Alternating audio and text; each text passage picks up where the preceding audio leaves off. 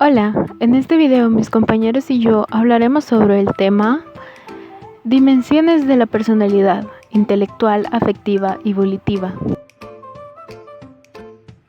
Como primer punto, Javier Barahona nos hablará de la vida de Hans-Jürgen Eysen.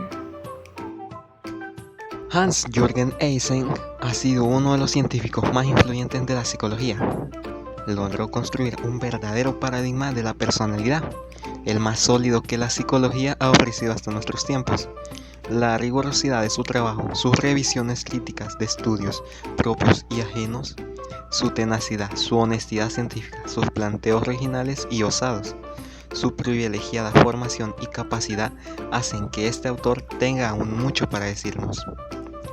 El modelo de personalidad, psicoticismo, extraversión, neuroticismo, entre siglas PEN, por él planteado, se funda en estudios empíricos conducidos con implacable rigurosidad metodológica. Eysen ha sido un destacado defensor del papel de la herencia y de la biología en los rasgos de personalidad. Actualmente los avances en neurociencia y en genética están respaldando muchas de sus ideas. Fue capaz de vincular siempre combinando creatividad con rigurosidad metodológica, lo que hasta entonces parecían fenómenos inconexos como biología y personalidad, inteligencia y herencia, genialidad y locura. Ha sostenido e intentado demostrar la universalidad de sus dimensiones de personalidad a través de estudios transculturales, fisiológicos, genéticos y longitudinales. Es considerado por muchos como el padre de la psicología conductual. Pero, ¿quién fue Hans-Jürgen Eysen? A continuación, sus primeros pasos en el mundo académico. Hans-Jürgen Eysen nació en Berlín el 4 de marzo de 1916. Sus padres, Edward Anton Eysen y Ruth Eysen, eran actores y se divorciaron cuando Hans tenía tan solo 2 años. Su madre se volvió a casar con un judío llamado Max Lass y, por razones laborales y por la persecución de la que fueron víctimas los judíos en Alemania, debió emigrar a Francia junto a su esposo. Hans permaneció en su país y se crió en Berlín con su abuela materna, Frau Berner.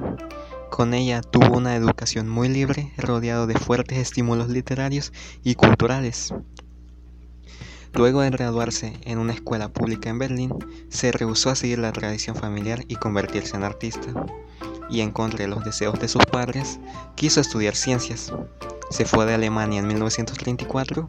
Una de las principales razones para abandonar su país fue que su vida corría peligro por ser un simpatizante de la causa judía. Primero fue a Dijon, en Francia, para estudiar literatura francesa, pero poco después emigró a Inglaterra, decidiéndose por estudiar física y astronomía. Finalmente, casi por casualidad, estudió psicología en el University College de la Universidad de Londres. Obtuvo su licenciatura con matrícula de honor en 1938 y el doctorado en psicología en 1940. Siendo aún estudiante y bajo la supervisión de Bart Eysen, realizó una revisión de las pruebas de Louis Leon Tarstand, correlacionando 56 pruebas diferentes. En este trabajo mostró la existencia de un factor general equivalente a factor G de Spearman que poseía una variancia total que cualquiera de los factores primarios. Tal vez fuera este trabajo el que llevó a Bart a referirse a Eysen como su más brillante y prometedor estudiante. En 1942 se incorporó en el Maudsley Hospital de Londres. En este hospital psiquiátrico, dedicado tanto a la investigación como al tratamiento y vinculado con la Universidad de Londres, Eysen ejerció como psicólogo clínico y como investigador, y comenzó a formular su modelo de personalidad. Entre 1955 y 1983 fue catedrático y profesor emérito de la psicología de esa misma universidad. También ejerció la docencia en Estados Unidos entre 1945 y 1950, pero volvió a Inglaterra en 1954. Se casó 2 veces. En 1938, luego de graduarse, contrajo matrimonio con la doctora en matemáticas Margaret D. Davis, con quien tuvo una hija. Luego, en 1950, se casó con Sybil Rostal, con quien tuvo 3 hijos y una hija. Con su segunda esposa compartió gran parte de su carrera y publicó numerosos artículos. Se retiró en 1983 y murió el 4 de septiembre de 1997 a los 81 años de edad. Sus inquietudes iniciales, sus obras más importantes y sus ideas finales. Cuando Eysenck era un estudiante, Barth le pidió su colaboración para realizar una revisión de las pruebas de capacidad mental de L. Thorsten.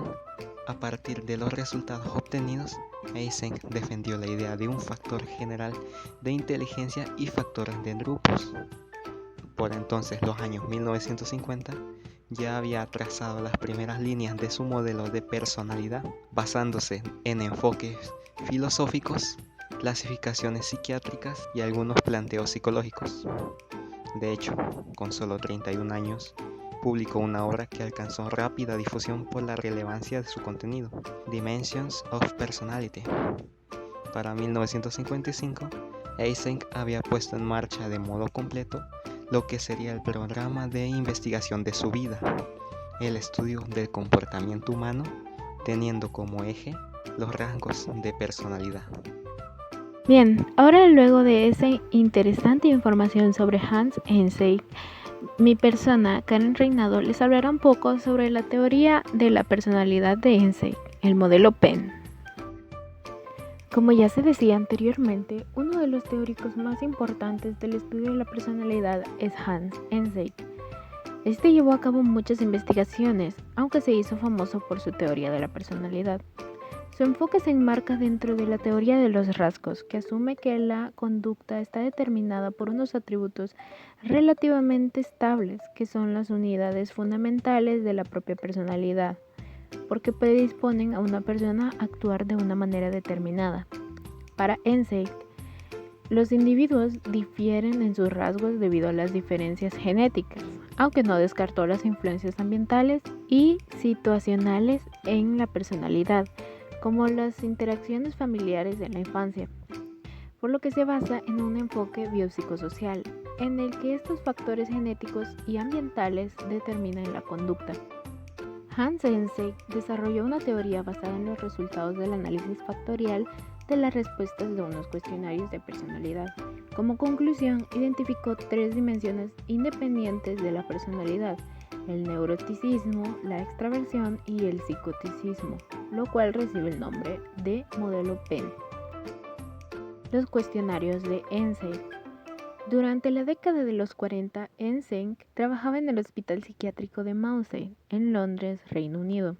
Su trabajo era la evaluación inicial de cada paciente antes de que sus trastornos fuesen diagnosticados por un psiquiatra. En este puesto de trabajo recopiló una batería de preguntas sobre el comportamiento que más tarde aplicó a 700 soldados que estaban siendo tratados en el mismo hospital por sus trastornos neuróticos. Tras pasar los cuestionarios se dio cuenta de que parecía haber un vínculo de unión entre las respuestas de los soldados, sugiriendo que había rasgos de personalidad que estaban siendo revelados.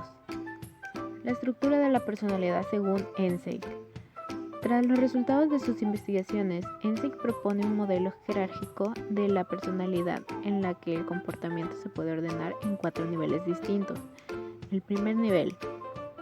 En este nivel se encuentran las respuestas que pueden observarse una vez y que pueden ser o no características de la persona, por ejemplo, vivencias de la vida cotidiana. En el segundo nivel, en este nivel se encuentran las respuestas habituales, que suelen suceder frecuentemente bajo contextos similares. Por ejemplo, si se contesta un test por segunda vez, se pueden dar respuestas similares. En el tercer nivel se encuentran los actos habituales que se ordenan por rasgos, por ejemplo, sociabilidad, impulsividad, vivacidad, entre otros. El cuarto nivel es el más extenso en el sentido de generalidad, y en este se encuentran los superfactores, de los cuales se hablaba anteriormente, los cuales son el neuroticismo, la extraversión y el psicoticismo. Los 3 tipos de superfactores son suficientes para describir la personalidad de manera adecuada, pues a partir de estos se pueden hacer predicciones tanto a nivel fisiológico, por ejemplo, el nivel de activación cortical, psicológico, por ejemplo, el nivel de rendimiento, y social, por ejemplo, las conductas delictivas. Las dimensiones del modelo de ENSEC. El neuroticismo. Las personas con inestabilidad emocional muestran ansiedad, histeria y obsesión. Con frecuencia tienden a reaccionar de forma emocionalmente exagerada y tienen dificultad para volver a un estado normal después de la activación emocional. En el otro extremo, una persona es ecuánime, calmada y con un alto grado de control emocional. La extraversión. Los extrovertidos se caracterizan por la sociabilidad, impulsabilidad, desinhibición, vitalidad, optimismo y agudeza del ingenio. Mientras que los introvertidos son tranquilos, pasivos, poco sociables, atentos, reservados, reflexivos, pesimistas y tranquilos.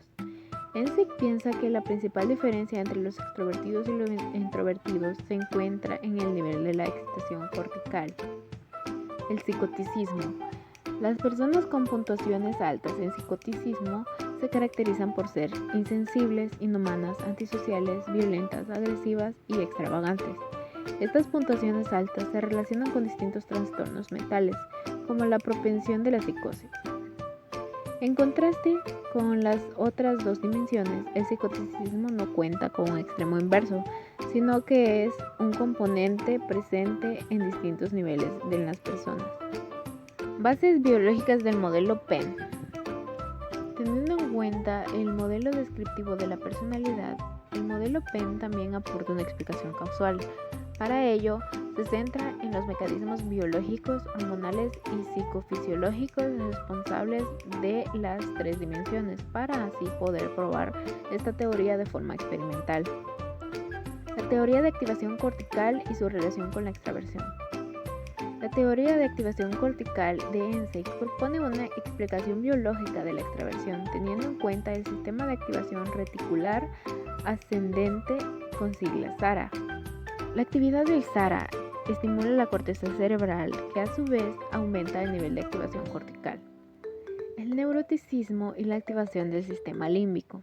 ENSEC también explica el neuroticismo en términos de los umbrales de la activación del sistema nervioso simpático o del cerebro visceral.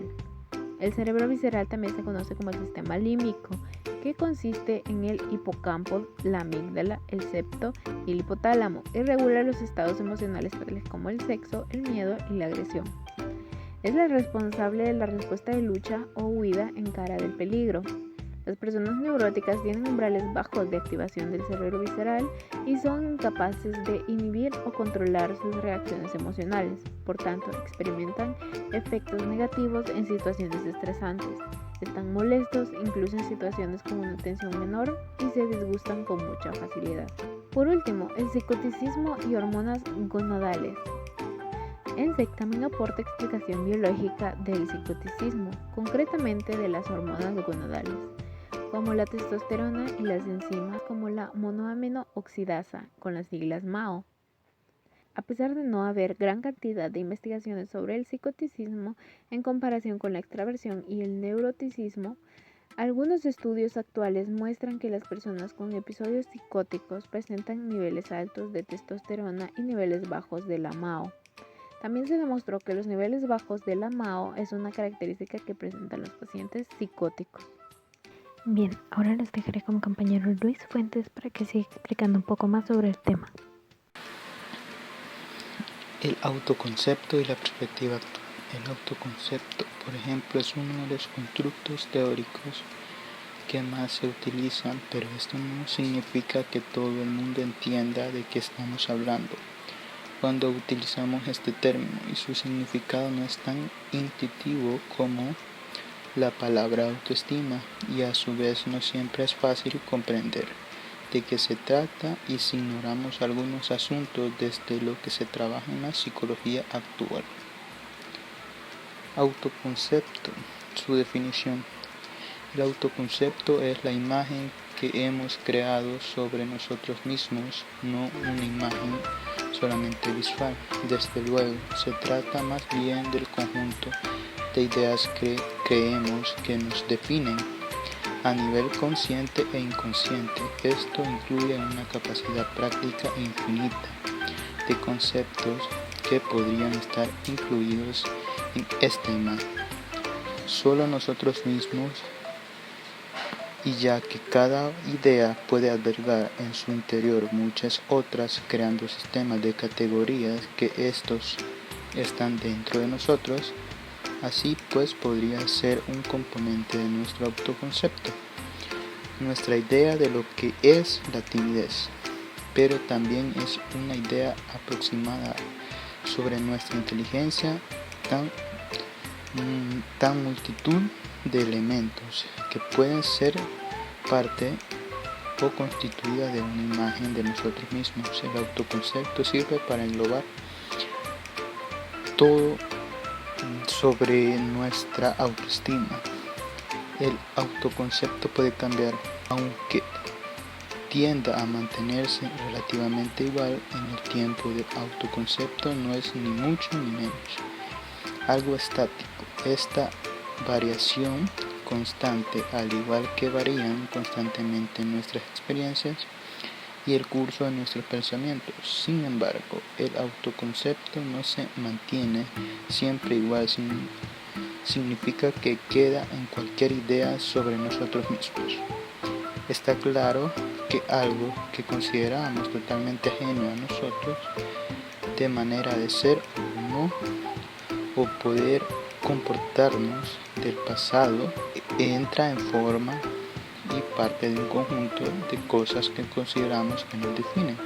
Sin embargo, esto no cambia el hecho de que es un primer momento, es una idea o una cualidad formada por nosotros mismos. ¿El autoconcepto tiene límites? El autoconcepto es un constructo teórico con el que trabajan los psicólogos, no algo que pueda ser aislado en un laboratorio. Esto define que ahí donde se queda plasmado el autoconcepto también hay otros elementos, un tinte emocional y valorativo de nosotros y las influencias de las ideas asociadas entre sí. La influencia de la cultura en la manera que puede coincidir entre nosotros. Así pues, la diferencia entre el autoconcepto y el autoestima, entre sí el autoconcepto y el resto de conceptos, es decir, los que hacen referencia no a nosotros mismos sino a los demás o al resto del mundo, es fundamentalmente un límite establecido por los psicólogos que sirve para entender mejor su funcionamiento y sus procesos mentales. La distancia entre las ideas es relativa, esto es algo que se deriva de un punto anterior. Normalmente las personas no entendemos por qué todas aquellas ideas que quedan englobadas dentro de nosotros o el autoconcepto nos definen por igual, del mismo modo en que hay ciertos elementos que quedan en el límite entre los que nos definen y entre los que no. Es por eso que todo aquello sobre o lo que hablamos cuando hablamos el autoconcepto es relativo, siempre valoramos en qué medida estamos definiendo algo y comprobarlo. Hay una diferencia entre el autoconcepto y el autoestima. Aunque ambas ideas se parezcan, el autoconcepto no es lo mismo que el autoestima. Primero sirve solo para describirnos a nosotros mismos, mientras que el autoestima es el concepto que hace referencia a nuestra manera de valorarnos. Es decir, que el autoconcepto sirve para referirnos a nosotros y el autoestima nos sirve para valorarnos a nosotros emocionalmente o valorativamente, desde lo que juzgamos en ambos constructos teóricos. Sin embargo, hacen referencia a un sujeto o un privado. Hay muchas veces, además, se utiliza el término autoconcepto ya dado por sentado por las dudas del autoconcepto como autoestima. Sin embargo, para salir de las dudas es recomendable utilizarlo por separado los términos. Esta relación con autocoeficiencia. Existe un autoconcepto porque nosotros, conscientes de esto, existimos como una entidad diferente al resto. Por eso es que el momento de que empezamos a prevenir la presencia de cosas ajenas a nosotros ya están haciendo una forma de autoconcepto muy rudienta, que sea más didáctica en el concepto de pie en la existencia. Es un ambiente estable. Este término de autoconcepto puede llevarnos a un error de un fenómeno mental que aparece sin no más personas que única relación en el entorno de nuestro pensamiento y que afecta nuestros comportamientos. Actualmente modificamos el entorno en lo que nos vemos afectados de afuera. Esto es un error. El autoconcepto es un procedimiento dinámico causado por la mezcla de interacciones entre los genes y el ambiente. Por eso no está aislado dentro de personas, sino de nuestras viviendas o de nuestros ámbitos que nos hacen evolucionar. Luego de esa interesante información, veamos lo que tiene que decir nuestra compañera Daniela Vázquez para continuar. Hola, yo te hablaré acerca de la dimensión intelectual. Asimismo, vamos a retomar el mismo concepto desde el punto de vista de un psicólogo. Ahora bien, ¿qué es la dimensión intelectual? Se considera la dimensión intelectual como el desarrollo del intelecto que es alcanzado por el estudio, los aprendizajes, la búsqueda del conocimiento, la investigación, el mejoramiento continuo, el desarrollo del talento humano, todo esto logrado mediante la superación personal del individuo. Se designa con el término intelectual a aquel individuo que dedica una importante parte de su vida y de su actividad profesional al estudio y a la reflexión de la realidad. Algunos aspectos que constituyen esta dimensión son: 1. Función simbólica. Esta consiste en la posibilidad de representar objetos, acontecimientos, personas en ausencia de ellos. Es decir, es la capacidad de representar o manifestar en diferentes expresiones de su conducta lo que implica la evocación de este objeto. 2. Construcción de relaciones lógicas. Es el proceso a través del cual a nivel intelectual se establecen las relaciones que facilitan el acceso a representaciones objetivas, ordenadas y coordinadas con la realidad, lo que permitirá la construcción progresiva de estructuras lógico-matemáticas básicas de la lengua oral y escrita. 3. Atención. Selección de la parte de la información de entrada para su procesamiento posterior, según Charles Morris. Consiste en el despliegue que un organismo realiza en el transcurso de su actividad de obtención de información en su entorno. Esta actividad consiste en una búsqueda que tiene, por una parte, aspectos conductuales y por otro, manifestaciones neurofisiológicas, según Cristina Escobar. Memoria. Los psicólogos usan la palabra memoria para referirse a los diversos procesos y estructuras implicadas en almacenar experiencias y recuperarlas de nuevo. Imaginación. Se llama imaginación a aquella facultad de la mente que nos permite representar en nuestras mentes las imágenes de las cosas reales como de las ideales.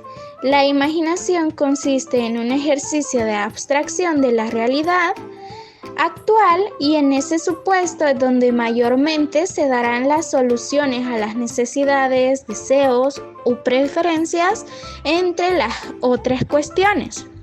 Y por último, conocimiento. El conocimiento es la acción y efecto de conocer. Es el producto o resultado de ser instruido. El conjunto de cosas sobre las que se sabe o que están contenidas en la ciencia. Eso es la dimensión intelectual.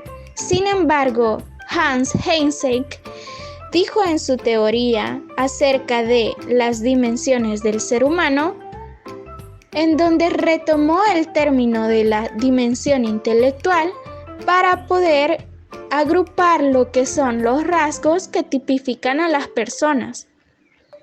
A esta dimensión, desde el punto de vista de Eysenck, se le llamó extraversión. La extraversión es un conjunto de rasgos que tipifican lo que él denomina como extraversión. Entre los que destacan es tener una menor o mayor habilidad para el aprendizaje en general, además de la necesidad de que se le exponga varias veces o no un material en una situación de aprendizaje para que logre aprender, ser poco preciso en su manejo psicomotor y tender a realizar movimientos amplios y numerosos.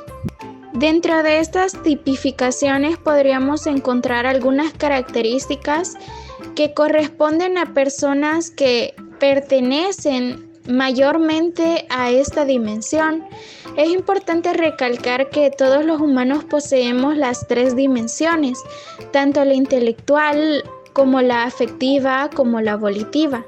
Sin embargo, cada humano tiende a desarrollar mejor cada una de diferente manera. Esto entra también dentro de la teoría que hizo Eysenck acerca de los rasgos. Algunos de los rasgos que definen a las personas tienden a ser muy importantes dentro de la capacidad que llegan a tener ellas para poder aprender o no algo. Es decir, la dimensión intelectual con respecto a la dimensión extraversión tiene mucho que ver acerca de la personalidad y la capacidad que tienen los humanos para comprender las cosas. Dentro de estas podemos encontrar dos diferentes tipificaciones: los extravertidos y los introvertidos. Dentro de las características que pueden definir a un introvertido y a un extravertido típico podrían ser: el típico introvertido es quieto, calmado, introspectivo, aislado. Normalmente prefieren los libros a las personas, son reservados y distantes y son tímidos excepto con sus amigos íntimos o familiares. Tienden a planear sus acciones por adelantado y desconfían de los impulsos del momento. No les gustan las cosas que se dan espontáneamente y es serio y prefiere un modo de vida ordenado. También tiene un ajustado autocontrol y rara vez es agresivo y no pierde realmente su temple. Es confiado y previsible, algo pesimista rara vez y otorga un gran valor a las normas éticas. Esto dentro de las características de un típico introvertido. Es importante recalcar que para el típico introvertido se le resulta más fácil aprender o memorizar procedimientos o textos para sí mismos y asimismo interpretar algunos hechos o relaciones que sucedieron hace mucho tiempo. Esto entra dentro de los aspectos que constituyen a la dimensión en sí. En el aspecto de construcción de relaciones lógicas, en donde el ser aprende a estructurar lógica y matemáticamente las acciones que suceden. Luego tenemos al típico extrovertido, que gusta de las fiestas, de los amigos, necesita mucha gente cerca, no le gusta leer o estudiar para sí mismo, anhela cosas que sucedan espontáneamente, es muy mudable, es dependiente del ambiente, actúa sobre los impulsos del momento y es generalmente un individuo impulsivo.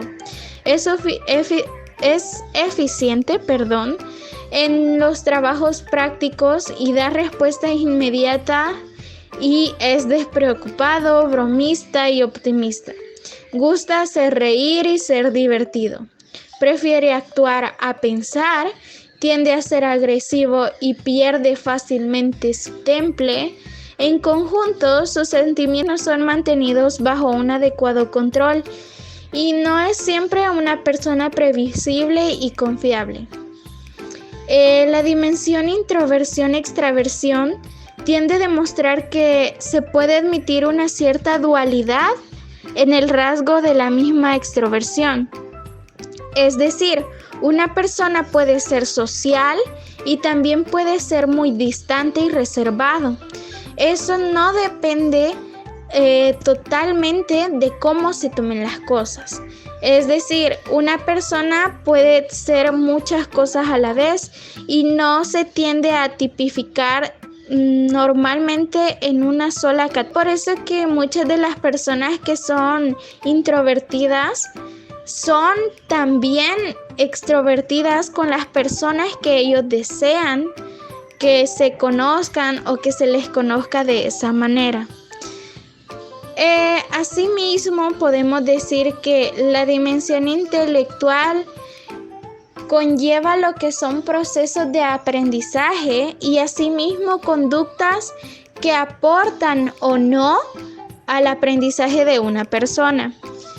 Normalmente, Eysenck consideraba que nuestros comportamientos iban a ser de gran ayuda a la hora de poder contemplar lo que era este tipo de comportamientos. Sin embargo, también llegó a la conclusión que una persona puede ser introvertida y extravertida a la vez. Eso podemos decir acerca de la dimensión intelectual. Ya para ir terminando, escuchemos lo que Jacqueline Elías tiene por decirnos.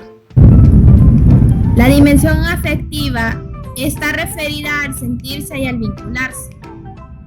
Es considerada como un conjunto de posibilidades de que el ser humano está para relacionarse consigo mismo. Después de relacionarse consigo mismo, va con los demás y después va con todo el entorno. Con base en los momentos de afecto, que es un motor y una energía para el desarrollo humano. Se establece un vínculo afectivo entre el cuidador y el niño en la etapa de la niñez, lo cual estimula el desarrollo mediante la imitación, donde se adquiere en la etapa inicial las bases del desarrollo y la calidad de la relación con los demás. En esta dimensión se dirige hacia el área de tener un grado de autoestima, ser autocrítico y reflexivo, estar en condiciones de expresar sus propios sentimientos, ser empático, respetuoso con los demás y con la naturaleza, compartir con los demás cuando las circunstancias así lo permitan.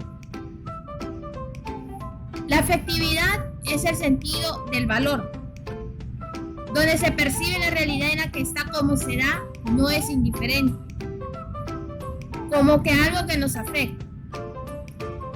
Puede ser que en los actos de afecto posiblemente se vea los actos de demostración a través de un abrazo, puede ser palabras, cariño o algo más afectivo como en abrazarse entre dos personas.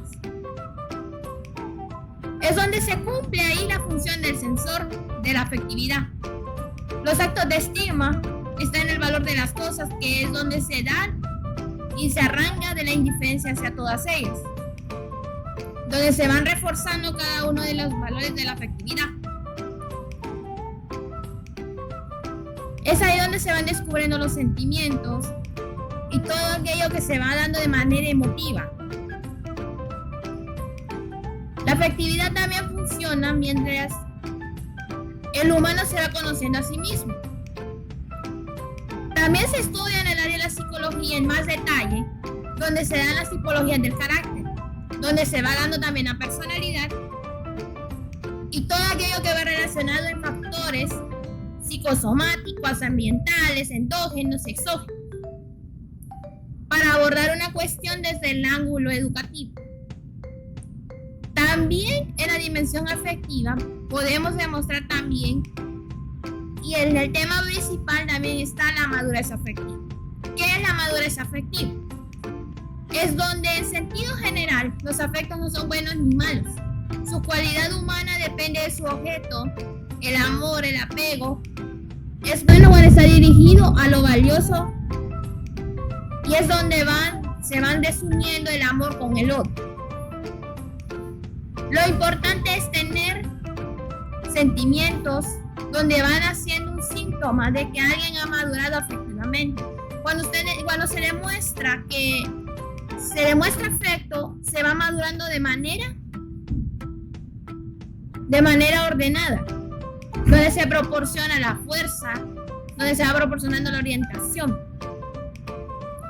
No significa también que se reprima a la persona, sino que a través de la dimensión afectiva se va demostrando, en resumen, todos aquellos momentos donde se demuestra con abrazos o como lo expliqué anteriormente, que también se puede demostrar a través de palabras de cariño y también con momentos de afectividad entre la familia, como un ejemplo claro. También el humano a través de la dimensión afectiva va creciendo. Al demostrar la afectividad, demuestra también una intensidad de madurez por ver lo positivo a través de la afectividad. Es donde también vive el humano una vida vivida. ¿Qué se quiere decir con esto? Es que el piloto de la vida sea la dimensión afectiva. También cuando hay problemas, o se ha demostrado también, que cuando hay dos personas que pelean, en ese momento se da una dimensión afectiva, que es cuando la persona se disculpa con ella de manera positiva y da a demostrar que se quiere disculpar. Para luego pasar, ahí se demuestra la dimensión afectiva con un abrazo y con un sentimiento de disculpa, que ahí le demuestra que se disculpa. También la dimensión afectiva se atraviesa a través de los sentimientos de positivismo. Es ahí donde se va rompiendo todo estereotipo negativo.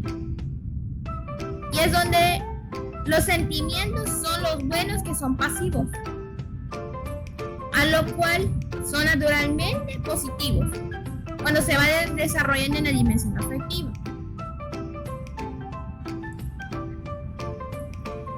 En sí, la dimensión afectiva es un campo bastante grande, pero en resumen, la dimensión afectiva es un campo en el cual las personas, como todos, demostramos los momentos de alegría, momentos de los que se pasa tristeza, pero por lo cual la dimensión afectiva funciona a través de los momentos que se demuestra la afectividad, donde el humano puede demostrar con señales, también con muestras de afecto, o con muestras o con signos de si está feliz o está enojado. También no podemos ser esclavos de la tristeza. También la dimensión afectiva ahí funciona. Cuando una persona está triste y recibe el cariño de la otra persona, ya sea un familiar, un amigo o a un allegado, es donde se demuestra la afectividad que esa persona le está transmitiendo, el positivismo de él mismo hacia la otra persona. Gracias a la dimensión afectiva, todos nosotros estamos rodeados de cariño de nuestras familias, que nos demuestran desde la niñez y la infancia todos esos momentos de afectividad, en donde todos estamos rodeados de esa inmensidad positiva, lo cual nuestra conducta lo demuestra. A lo igual, también la dimensión afectiva nos demuestra la realidad con la que podemos ver, y también con todas las cosas que se sucede alrededor del tiempo. ya sea bueno o malo. Por eso la dimensión afectiva es, en resumen, la separación del lado bueno o malo, donde de ahí se demuestra todo aquello que sea para bien positivo y para bien positivo de los demás. Ya para finalizar el video, escuchemos de nuevo a Daniela Vázquez y lo que tiene que decir. Ahora hablaremos acerca de la dimensión volitiva. Asimismo, la compararemos con la dimensión dureza que fue definido por el psicólogo Hans Heinzek. Ahora bien, ¿qué es la conducta volitiva? La conducta volitiva se puede considerar como un reflejo de la concreción de los pensamientos de una persona en sus actos. También supone la libre elección de seguir o rechazar una inclinación o decisión. Podemos decir que es una decisión en donde interviene la inteligencia. ¿Pero qué es la inteligencia? La inteligencia indica que posee una capacidad suficiente para valorar un hecho en lícito o ilícito. Ahora bien, la volición refiere la presencia en el sujeto de un poder necesario para adecuar la conducta a la ley. Cuando se refiere a la ley, se refiere a las conductas sociales aceptadas. Ahora bien, la dimensión volitiva también posee algunos factores que influyen dentro de ella, como la voluntad. La voluntad hace referencia a los actos volitivos, es decir, implican una resistencia externa. Lo volitivo es aquel acto que se encarga de superar la resistencia y alcanzar lo deseado. Existe una motivación, otro de los factores que se genera en la mente y que somete una deliberación. El acto volitivo es consciente y debe tener un fin consciente. Con este conocimiento, el sujeto analiza las posibilidades y concreta el acto en cuestión, es decir, opina y piensa acerca de qué será lo que obtendrá o qué será lo que sucederá al hacer el acto en sí. Tenemos un acto instintivo, que es aquel que se hace por naturaleza propia, como el de los animales, que solo pueden querer o apetecer cosas sensibles. La persona está dotada de la capacidad para trascender y elevarse por encima de lo puramente sensible. La voluntad tiene razón, puede ser incitada por atractivos materiales o sutiles. La voluntad en la persona puede dominar el instinto y es libre de decisiones. La capacidad de dirigir la voluntad conforme a la propia comprensión de las cosas es la capacidad de libre albedrío, ya que la persona que actúa es libre porque su acto es voluntario y se manifiesta en dos tiempos. 1, puede actuar o no. Y 2, puede elegir un acto u otro en base a sus valores. Es decir, la capacidad de elegir. La capacidad volitiva opera en función y en dependencia de la capacidad intelectual. Significa que el sujeto es apto para determinarse de forma autónoma, resistiéndose a los impulsos. Ahora bien, la voluntad en su significado tiene dos partes. Volo, que significa quiero. La voluntad es la facultad de decidir y ordenar la propia conducta. Aparece vinculada con la libre determinación o la libre elección. En la voluntad interviene el deseo y la volición. El acto volitivo es deliberativo. Ahora bien, con lo que hemos comprendido acerca de la dimensión volitiva, sabemos que la dimensión volitiva hace uso de las extensiones humanas para saber qué es lo bueno y qué es lo malo. Dentro de la dimensión dureza o psicoticismo, que fue definida por Hans Heinzek, dice que las personas que se pueden considerar como psicoticistas son caracterizadas por ser insensibles, inhumanas, antisociales, violentas, agresivas o hasta incluso en varias ocasiones tienden a buscar sensaciones que son hasta cierto punto satisfactorias para ellas, pero que pueden llegar a ser peligrosas para aquellas que están a su alrededor.